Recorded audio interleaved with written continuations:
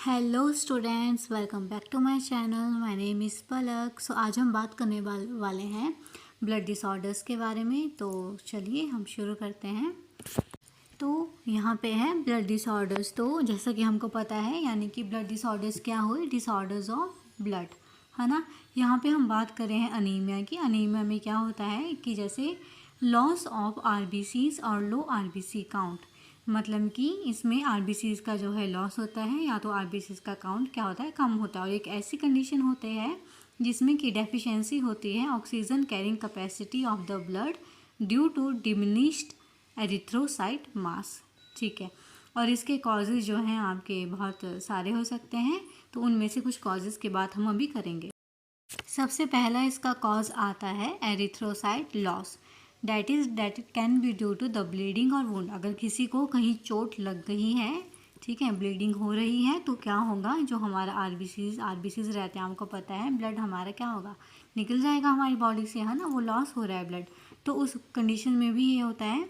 Then इसका next है आपका decrease erythrocyte production. Decrease erythrocyte production में हमारा सबसे पहले लो एरिथ्रोपोइटिन। ये मैंने एरिथ्रोपोइटिन लिखा है, मेरी राइटिंग थोड़ी ठीक नहीं है, तो है ना, थोड़ा आप एडजस्ट करिएगा। बाकी आपको समझ में आ जाएगा, ऐसा नहीं है कि नहीं आएगा।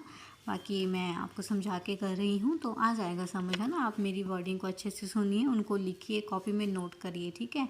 ये भी आपके लिए सफिशिएंट रहेगा। तो अब हम बात कर रहे थे यहाँ पे लो एरिथ्रोपोइटिन की। एरिथ्रोपोइटिन एक आपका ऐसा हार्मोन रहता है ना, जो कि आपका किडनी सिक्रीट करती है, ठीक है। और ये हमारा हेल्प करता है आपके जो आरबीसीज हैं उसकी प्रोडक्शन के लिए। तो यहाँ पे हम इसके ज़्यादा नहीं जाएंगे, बस आपके लिए इतना ही जाना काफ़ी है। तो यहाँ पे क्या होगा कि एरिथ्रोपोइटिन का लो एरिथ्रोपोइटिन आपका रहेगा, लो उसकी जो है प्रोडक्शन रहेगी। अब नेक्स्ट है आपका decreased marrow response to erythropoietin. ये भी इसका एक आपका कॉज रह सकता है। दूसरा है आपका तीसरा है that is increase erythrocyte destruction, that is haemolysis, है ना। यानी कि जो आपके आरबीसीज हैं उनका डिस्ट्रक्शन ही जो है आपका किसी वजह से क्या हो रहा है, इंक्रीज़ हो गया है। तो ये सब आपके कॉजेज़ आपके रहते हैं जिसकी वजह से अनीमिया कॉज हो सकता है। इसकी पैथोलॉजी भी हम देख लेते हैं एक बार। तो इसका ये है कि जैसे आपकी डिक्रीज़ होगा आरबीसीज में या हीमोग्लोबिन के आपके जो लेवल है उसमें, तो क्या होगा, ऑक्सीजन की जो कैरिंग कैपेसिटी रहती है ब्लड की, वो भी आपकी डिक्रीज़ होगी, जिसकी वजह से हाइपॉक्सिया होगा। हाइपॉक्सिया भी आपका यही रहता है कि आपका ऑक्सीजन की जो कैरिंग कैपेसिटी है वो आपकी लो होती है, ठीक है। इसकी वजह से आपके कुछ इफ़ेक्ट्स जो है आपके इंड्यूस होंगे और साइंस एंड सिम्टम्स जो है शुरू हो जाएंगे मिलना अनीमिया के। अब अनीमिया के यहाँ पे टाइप्स आते हैं। तो यहाँ पे मैंने इसके अराउंड 6 टाइप्स के यहाँ पे लिखे हैं। That is iron deficiency anaemia रहता है, मेगैलोब्लास्टिक अनीमिया रहता है, पर्नीशियस अनीमिया रहता है, हेमरेजिक अनीमिया रहता है, हेमोलिटिक अनीमिया है, और आपका एप्लास्टिक अनीमिया है। तो ये आपके क्या रहते हैं, टाइप्स रहते हैं अनीमिया के। तो अब हम आगे इन टाइप्स के बारे में और अच्छे से जानेंगे और अच्छे से देखेंगे कि ये क्या क्या होते हैं, ठीक है। तो चलिए हम शुरू करते हैं। सबसे पहला है आयरन डेफिशिएंसी अनीमिया, ठीक है। तो इसमें क्या रहता है, excessive loss of iron, womens are at risk. तो यहाँ पे क्या बोला है कि एक्सेसिव लॉस ऑफ आयरन, इसमें क्या रहता है, आयरन का ज़्यादा क्या हो जाता है, लॉस हो जाता है। और जो आपकी वीमेंस आपकी रहती हैं वो ज़्यादा रिस्क पे रहती हैं। क्यों? क्योंकि आपको पता है कि वीमेंस को क्या रहते हैं, मेंस्ट्रुअल साइकिल्स रहते हैं, उनको पीरियड्स आते हैं, तो इस वजह से उनका ब्लड लॉस होता है और आयरन का भी लॉस होता है। तो वीमेंस इस केस में ज़्यादा रिस्क पर रहती हैं आयरन डेफिशिएंसी अनीमिया के होने के लिए, ओके। तो अब हम नेक्स्ट बात करेंगे। नेक्स्ट है मेगैलोब्लास्टिक अनीमिया। जो मेगैलोब्लास्टिक अनीमिया है वो होता है आपका less intake of vitamin B12 and folic acid, ठीक है। And red bone marrow produces abnormal RBCs, for example cancer drugs. ये बोल रहे हैं कि जो आपके कैंसर ड्रग्स है ना, उनकी वजह से भी ये जो है आपका हो सकता है। इसमें आके बेसिकली क्या होता है मेगैलोब्लास्टिक अनीमिया में, जो हमारी विटामिन B2 है, फॉलिक एसिड है, उनका हम क्या करते हैं, लेस इनटेक करते हैं। तो इसमें क्या बोला मैंने कि लेस इनटेक रहेगा विटामिन B12 का एंड फॉलिक एसिड का, और जो हमारे रेड बोन मैरो होते हैं वो आके प्रोड्यूस करते हैं क्या, जिसके कारण आपके एबनॉर्मल आरबीसीज, ठीक है। नेक्स्ट है हमारा पर्नीशियस अनीमिया। पर्नीशियस अनीमिया में आपका ये बेसिकली हमारे जो स्टमक रहता है उसी की क्या रहता है, आम की इनएबिलिटी रहती है। हमारा स्टमक जो है एब्जॉर्ब नहीं कर पाता है विटामिन B12 को स्मॉल इंटेस्टाइन में। ओके, नेक्स्ट है हमारे पास हेमरेजिक अनीमिया। हेमरेजिक अनीमिया में excessive loss of RBCs through bleeding, stomach ulcers, menstruation. तो यहाँ पे आपके क्या बोल रहे हैं, हेमरेजिक में आपको पता है कि आम का लॉस होगा RBCs का, किसकी वजह से सकता है, ब्लीडिंग हो सकती है, जैसे कि कोई वूंड हो गया, एक्सीडेंट हो जाता है ना, वूंड हो जाता है तो आम का ब्लड लॉस होता है। स्टमक में आपके अल्सर्स हो गए, उनके कारण भी हो सकता है। मेंस्ट्रुएशन में आपके वीमेंस को जो आपके रहते हैं तब आपका ये अनीमिया होने के चांसेस रहते हैं। तो iron deficiency anaemia, haemorrhagic anaemia जो है आपका वीमेंस को हो सकता है। नेक्स्ट है हेमोलिटिक अनीमिया। हेमोलिटिक अनीमिया में हेम मीन्स आपका ब्लड, इसमें आपका क्या रहता है, लीसिस में आपका ब्रेक डाउन होना, है ना। तो इसमें की जो RBCs रहती है, जो हमारा रेड ब्लड सेल्स आम के रहते हैं, जिसकी जो प्लाज्मा मेम्ब्रेन रहती है वो आम की रप्चर होती है। वो किसी भी कारण से हो सकती है, पैरासाइट्स की वजह से, टॉक्सिन्स की वजह से या एंटीबॉडीज़ की वजह से। ठीक है, अब आता है next, that is thalassaemia. Thalassaemia मतलब आपका low synthesis of haemoglobin. Thalassaemia में अभी अभी मैंने कहा कि जो आपकी हीमोग्लोबिन है उसकी सिंथेसिस क्या हो जाएगी, कम हो जाएगी, वो आपके बढ़ना ही कम हो जाएंगे। ठीक है, यहाँ पे मैंने लिखा है कि found in population of Mediterranean sea. जो आके मेडिटेरियन सी एक आम की जगह है, वहाँ की जो पॉपुलेशन है उनमें ये ज़्यादातर आपका जो है, उन लोगों में आपका ज़्यादातर ही आपका होता है। ठीक है, थैलेसीमिया अनीमिया जो आपका रहता है। नेक्स्ट है आपका सिकल सेल अनीमिया। ये तो आप सभी को ही पता होगा कि इसमें हमारा क्या होता है, RBCs आपके रिजिड एक आपके सिकल शेप के बन जाते हैं। ये आपका हेरिडिटरी डिसऑर्डर में भी आपका गिना जाता है। ठीक है, अब आता है एप्लास्टिक अनीमिया। इसमें हमारी जो रेड बोन मैरो रहती है उसका डिस्ट्रक्शन होता है। ये भी आपका ड्यू टू टॉक्सिन हो सकता है, या गामा रेडिएशन है, या फिर आपके कुछ अदर कंडीशंस की वजह से हो सकता है। तो इसके 6 टाइप हैं, ये हमने आपका अभी ऐसे रफली पढ़ा है कि आम के क्या क्या होते हैं। अभी हम थोड़ा सा और इनके बारे में, थोड़ा और अच्छे से इनके बारे में जानेंगे। ठीक है, आप इनको नोट करते रहिएगा अपनी कॉपी में। ठीक है, ओके। अब हम फिर से बात कर लेते हैं आयरन डेफिशिएंसी अनीमिया के बारे में। थोड़ा सा हम थॉरली इसको देखेंगे कि इसमें क्या रहता है। जो टोटल आयरन बॉडी का जो आपका कंटेंट है वो डिक्रीज़ हो जाता है बिलो अ नॉर्मल लेवल से, है ना। नॉर्मल लेवल से आपका नीचे चला जाता है, अफेक्ट कर देता है किसको, जो सिनेसिस रहती है आपके हीमोग्लोबिन की, उसको। RBCs, जिसकी वजह से क्या होगा आपके आयरन डेफिशिएंसी अनीमिया में, जो RBCs रहते हैं वो आपके कैसे अपीयर होंगे, as a pale and a small. आपके पेल होंगे, है ना, और आपके स्मॉल आपके अपीयर होंगे आयरन डेफिशिएंसी अनीमिया में।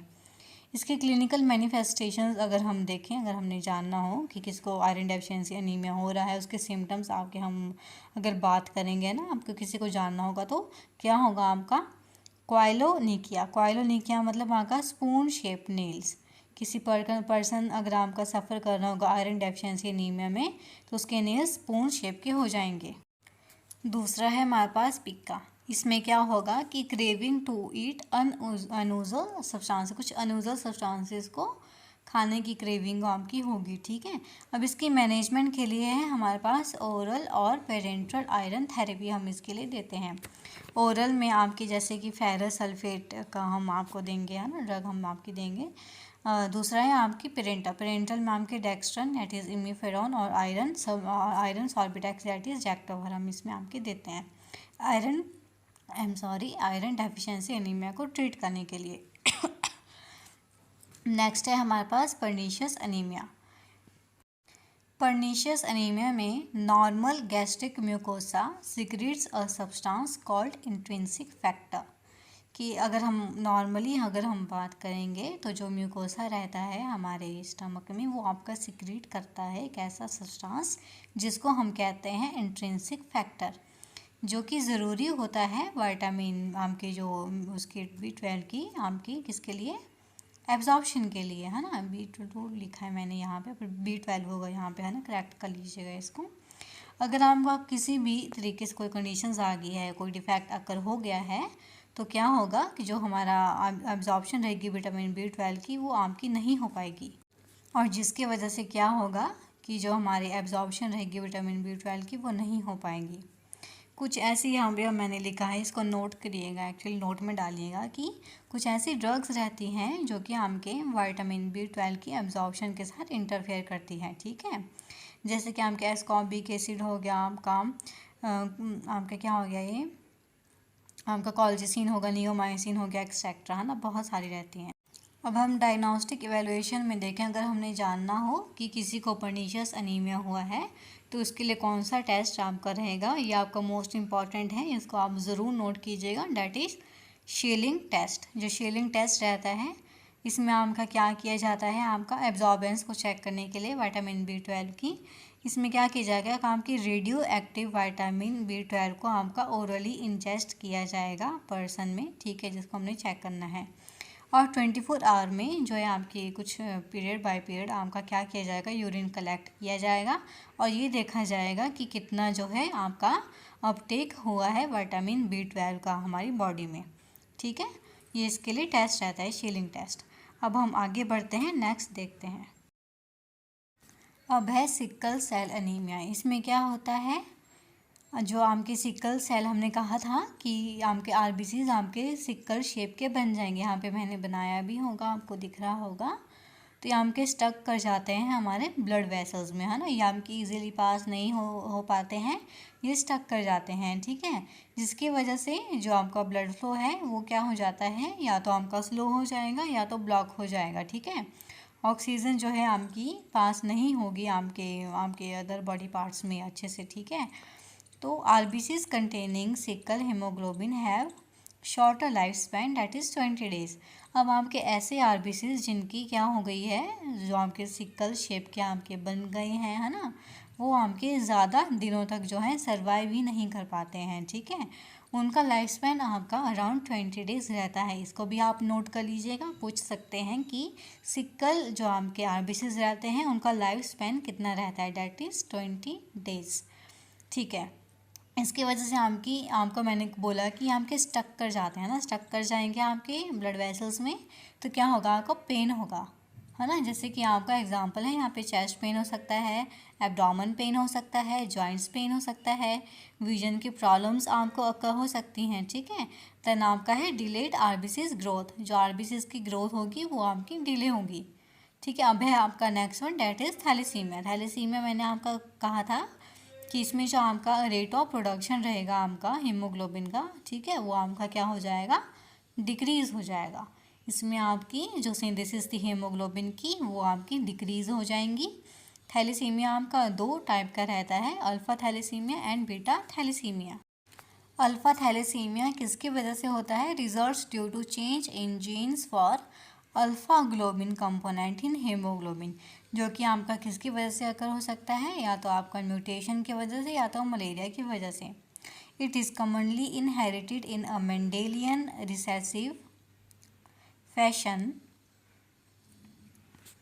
इसमें जो आपके अल्फ़ा ग्लोबिन की आपके बात हो रही है, जो अल्फ़ा ग्लोबिन के जीन्स रहते हैं, ठीक है, वो आपके एनकोडेड रहते हैं क्रोमोसोम 16 में, वाइल जो आपके रहते हैं, आपके बीटा रहता है, गामा रहता है, डेल्टा रहता है, वो आपके एनकोड हुए होते हैं क्रोमोसोम 11 पे, ठीक है।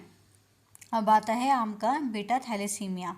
इसमें आपका जो स्प्लीन होता है, लीवर होता है, उनकी एनलार्जमेंट आपकी होती है, ठीक है। स्कल एंड अदर जो आपके बोन्स रहते हैं वो भी आपके डिफॉर्म आपके क्या होते हैं, डिफॉर्म हो सकते हैं इसमें, है ना, डिफॉर्म हो जाते हैं। बीटा थैलेसीमिया आपको पता है कि जो हमारा बीटा है, गामा है, डेल्टा है, वो आपके एनकोड रहे होते हैं, आपके किस में एनकोड होते हैं, क्रोमोसोम नंबर 11 में, ओके। यहाँ पे मैंने नीचे लिखा हुआ है कि जो नॉर्मल पर्सन रहते हैं वो कैरीज करते हैं linked pair of alpha globin, ठीक है। तो ये हुआ हमारा आम का ब्लड डिसऑर्डर्स के बारे में। मैंने शॉर्ट नोट्स बनाए हैं, इतने ही आपको जो है सफिशेंट रहेंगे आम के GPAT की प्रेपरेशन के लिए। ब्लड डिसऑर्डर की जो आपने पढ़ना है टॉपिक, उसके लिए आपका इम्पॉर्टेंट टॉपिक है, इससे क्वेश्चंस भी पूछे गए हैं, तो इसको मत छोड़िएगा। जितना मैंने किया है, जितना आपके नोट्स बनाए हैं, उसमें ही मैंने सब कुछ डालने की कोशिश की है जो आपके क्वेश्चंस बन सकते हैं, तो इनको मत छोड़िएगा, इनको नोट करके रखिएगा, ठीक है। आई होप कि आपको अच्छा लगा होगा, ठीक है। Thank you.